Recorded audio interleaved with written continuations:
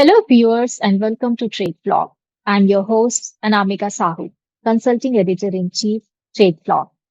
Today, we have with us Mr. Rajiv Mathur, who is the CEO of SkillEd India, powered by KEDMAN. Rajiv is not just the guiding light for the industry he works for, but he has paved a way for most people to follow today. In our conversation today with Rajiv, we will discuss more about his journey, his milestones, and his influential work that makes him a unique leader. So, welcome to the conversation, Rajiv. Thank you. Rajiv, before we proceed to know more about your work, we would like to know a little bit about your journey, some of the key milestones, and the turning points in your journey. So I would say it has been a really long journey. But if I have to summarize my entire journey in one line, I would say it has really been about one thing, building platforms that outlast people. Mhm. So my career spans through, working with the leading technology companies who have been engaged in education. To name CMC Limited when it was a public sector undertaking, then moving to Tata Infotech, hardcore technology company, but diversifying into education, then NIT, and later with Microsoft. Microsoft is big time in education. Mhm. So those early years, I would say, gave me good exposure of not only cutting edge technology, but and complete insight into the corporate culture and the power of education delivery at scale. So all these organizations really focused on scale. That gave me a complete discipline and a deep respect of how learning and technology can transform lives. Parallel to this, I had a great amount of passion for writing. So I went into technology publishing and went into write almost 33 IT textbooks and reference books. I started with reference book, but then moved on to textbooks, school textbooks to be precise. Um, so I wrote initially for the reference books for the professionals, but then switched over to school books, as I said. And for me, honestly, the proudest moments, personal moments, were when my own daughters Mhm. studied for my book. It was Wow. prescribed in their schools. And the name of that book was Computers Ahead in class 9th and 10th. And let me tell you, that book has been in publication for almost 25 years now, still going strong. Great. It has been revised three times, but yes, it's still going strong. From the professional uh, landscape, I would say the real shift came when I moved to NSDC. So it was just not publishing or training, or it was about nation building. I Mhm. mean, when I joined NSDC, I realized it was all about nation building. And I was very fortunate to have been assigned some very landmark areas to work on. Creation of the sector skill councils. So created 38 sector skill councils, all of them surviving today. Of course, there are 36, two of them got winded up, all in public-private partnership. So that gave me a complete insight of how to work in the public-private ship model. And the biggest success that was there with these sector skill councils was creating all those 2200 national occupation standards. Okay. And that occupation standards today, even today, form the backbone of the country, the skilling ecosystem of the country. Of course, they have been revised, but the basic framework still remains the same. Mhm. And then another very interesting project which I did at NSDC was vocationalization of education in schools, because we have so many school dropouts over there. So bringing them into workspace mainstream. Mhm. Um, and another very interesting work which I did was benchmarking of Indian standards, Indian occupational standards, with those of UK and Australia, because that was a time when the government wanted our youth to be going globally. Mhm. A mission was launched, making India the skill capital of the world. So it was important that our standards should map with the global standards, especially UK and Australia. because they are globally respected standards. And really, a defining moment came in 2015 when our Honorable Prime Minister Modi had visited Canada, and some 14 MOUs were signed. One was on nuclear deal, and 13 were on skill development, all managed by me from NSDC's perspective. At KEDMAN, um, I would say the turning point was proving that skills delivery could move beyond the short-term projects and sustainable platforms, blending corporate social responsibility, corporate partnerships, and global consultancy, built an ecosystem of world-class content development, global skills consultancy practices. So work with very large corporates who demand high quality, like Honda, Sony, Mercedes, Reliance, getting a Oriflame, just to name a few. A very unique product that we came out is, which is going very strong, and is setting up a multi-skill centers, high-class multi-skill centers, which are really contributing to the Skill India movement big time using the CSR. So today, this journey, now we are extending it to the next phase of taking this journey to Saudi Arabia, UAE, and Thailand. And for me, most satisfying part is contributing to nation building at home and then carrying the confidence to the world. Yes, I can see that. So, Rajiv, just like you mentioned right now about expanding to the Middle Eastern countries, uh, you have worked across so many nations, so many ministers, global CEOs, and even the grassroots level people. What has been the most challenging part for you in the past when you were working, and right now when the talent and the skill has transformed, the requirement has transformed into multiverse, I can say that. So, what challenges were in the past, and what challenges do you see now in your space? Okay, the challenges are many, I would say.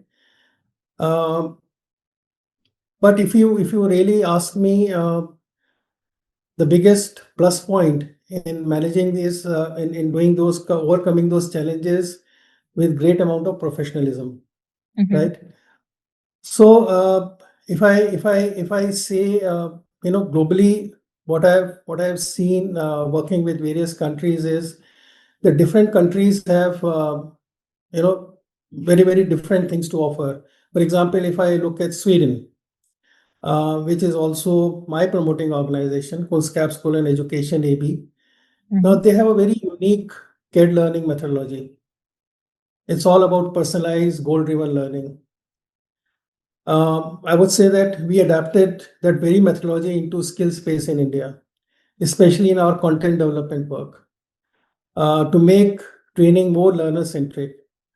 Um, and UAE, for example, and Saudi Arabia, their strength is the speed of importing best practices and aligning them with tightly with their own national priorities. They don't reinvent the wheel; they adapt quickly. Canada and US, where I work very closely, and I find that there is a huge amount of dignity attached to vocational education, unlike our country, right? 90% of their students really today go into the vocational education, which they call community colleges. A student chooses a skill pathway, doesn't feel less than someone else in a university, right? And in India, if you really look at it, what surprises the world is the scale and the speed. So we can roll out new sectoral skilling programs across states in a short time, weeks. So all these things, I mean, come as a challenge, but yes, we have learned through our international partnerships how to overcome them and then move forward in a very nice manner. Yeah. So you just mentioned about working across different countries and the proposition and the values that these countries bring when it comes to skill development, right? So what thread you use to bind all these the countries together, their propositions and values with the ethos and the principles of your organization and your leadership? Okay. So I would put it I like to present you one very small conversation, Mm-hmm. which will help you, which will help us understand that how this is staged up. You see, in one of our if on one of my conversations with a very young trainee girl at Honda Multi Skill Center at Manesar, this trainee just walked up to me at the valedictory function and came up and she looked at me and stared in my eyes and said, "Sir, the training I got here gave me confidence. It gave me respect at home among my friends and even in my neighborhood. Today, I am just not getting a certificate and a job offer. I am carrying respect." That moment hit me hard. It stopped me on my tracks. Until then, so much of my work was about framework, standards, scale. But she made me realize leadership is not about designing systems. It is about dignity and self-belief you get into people's life. Um, I have been in the rooms where, the government officials, the ministers talk about GDP growth, CEOs talk about productivity. That girl reminded me at every end of the chain, it's one of the individuals who wants their life to change in a way their family and community can. So, I have really transformed my thought processes in such a manner that ultimately it is targeting towards the end user, the person who is going to be benefited with all these efforts, the end of the value chain. You can top it up with many layers of the things which are there, but ultimately it's the last mile who is getting benefited. How it is impacting their life is crucial, is important. So, how do you think that the skill ed and your under your leadership is going to uh, fill in that gap, bring in those training ecosystem where students are and the employees and the professionals or the freshers are ready to take upon new challenges that's going to be there because of AI and automation? Yeah, you're very correct. And that is one area which is making our organization uh, is is setting it apart from the other people who are into this space. We are doing big time emphasis on future skills. Mm-hmm. Uh, and Our one recent project with Reliance and NSDC was on building 100 future skill courses and then taking it to 500,000 higher education students. So what we have done in those future skill courses is that going what I just said of a human and machines coexisting, that's going to be a reality over the next 5 years. So I see them, as I said, I see them working right alongside next to us. The real question is how do we coexist with them? Mm-hmm. That's why I believe that more underrated skill for which now we are giving huge amount of emphasis in every content that we are developing is adaptability. The ability to unlearn and relearn fast. If machines evolving every month, as humans, we must evolve, and all our training programs are in a very subtle manner bringing this particular ability. Then on communication skills just not with humans, but with a machine interface and a robot. Again, in a very subtle manner, whether they are our skill programs in the multi-skill centers or the content that we are developing, that's with an ethos even in higher education, we are working big time in introducing future skills. All these things are part of that. And then cultural intelligence is another big area where at SkillEd we are giving a huge amount of emphasis because as our Honorable Prime Minister Modi has said that we have to make India as a skill capital of the world. Now, if our people have to go and work across continents, they must know how to collaborate with people of different backgrounds. It's very critical. Um, so, in my view, winning combination would be adaptability and empathy. Mhm. Machines can process data faster, but they can't replace the human ability to understand context, care, and values, which humans can do. True. The balance, human bring adaptability and empathy, while machines bring speed and precisions. If you are able to understand that, if you are able to bring that particular ethos, the training, by training to our trainees today, so we can definitely define success in 2030. And what government is now posing, Viksit Bharat at 2047, it can be achieved only by then, by this mantra. I feel that. Very true. Very true. So, Rajiv, till now we have seen the professional side of you and a very, very serious aspect. I would just turn the, flip the coin now and understand something, very lighter tones in the movements. Uh, uh, like you describe yourself as a collaborative leader, but collaboration can be messy, especially when you work around the world with people coming from different culture, different thought processes. So, is there any funny moment or unexpected moment when collaboration totally backfired? Honestly, I really found collaboration to backfire. Rather, I have found it always to be very productive.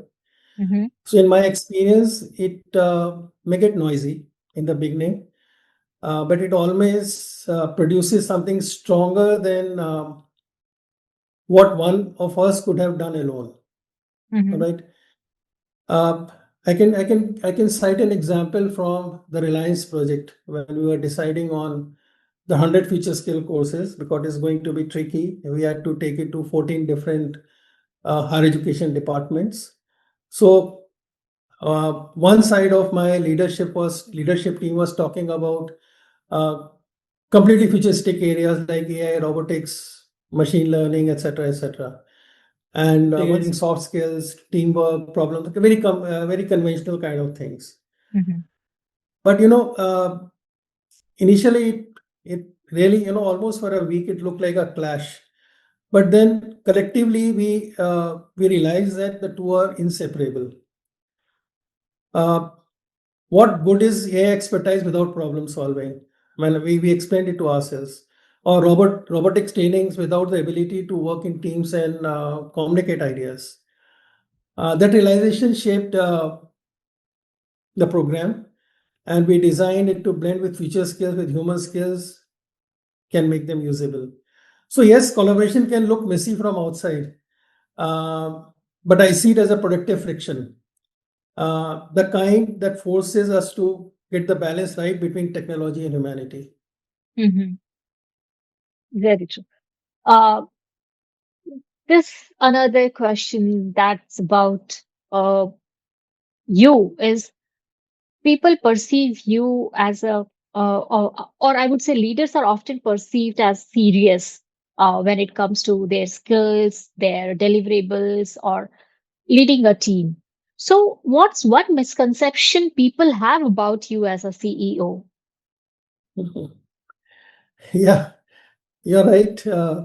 People really think that I'm a very serious person, Hmm. boardroom serious. I would put it this way. Um, but I think the truth is, my best ideas almost never comes from boardroom. Hmm. They work. They show up in the quiet clarity of either an early morning walk or a noisy chai stall, um, when I'm traveling with my team, or maybe on a whiteboard, you know, hours and hours of spending on that whiteboard when everyone is too tired to be formal and creativity just spills in. Um, Honestly, with my team, I use humor and storytelling liberally. Hmm. Even the most serious meetings, this is my style of working with them. So by doing this, I'm able to disarm them, create connection, and honestly, it makes work fun. And yes, I'm quite hands-on. Like I said, that we are big time into content, and there were times that for very sensitive or high-end courses, I have done a deep dive into reviewing that complete course content, line by line, or even when our operations team is doing some project planning, do deep dive into the minutest details. So completely hands-on. And so the misconception is that I am a serious CEO. The reality is I'm curious. I like to experiment. I believe work should have energy, not just structure. Okay. In the same line, um, Rajiv, you have authored around 33 books. You have published them uh, while simultaneously leading big organizations. So, what's your secret to this success? Do you wake up at 4 o'clock or you just never sleep? Yeah, actually, right from the beginning, I have been following one discipline. I sleep early and wake up early. Mhm. The discipline has been with me throughout my professional journey, and it is still today. I carve out 2 to 3 hours in the early mornings when my mind is fresh and the world is quiet. Everyone back home is also sleeping. That's the time when I write. Mhm. And of late, today I spend the time answering to all the mails because during the daytime I hardly get any time to look at my laptop. Um, so when I began my writing for professionals, technical reference book that made complex topics simple. Over time, I shifted focus to school textbooks, and today my books are being used in classroom across the country and even in Thailand. For me, writing is an exercise. It is not an inspiration. Um, but I must acknowledge that all this has been possible because the great amount of support I got from my family, my wife and daughters, and they have been incredibly supportive and cooperative all these years. Without that family support, sustaining both leadership responsibility as well as writing would not have been possible. And yes, I'm a coffee addict, and that's my loyal companion.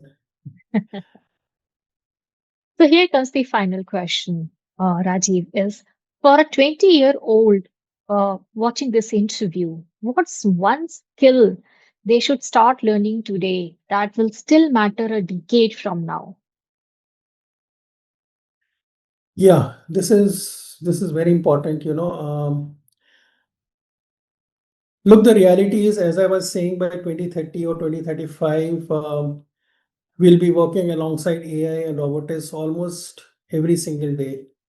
Mm. That won't be just in factories or lab, they will part of our workspace, classrooms, hospitals, practically all around us.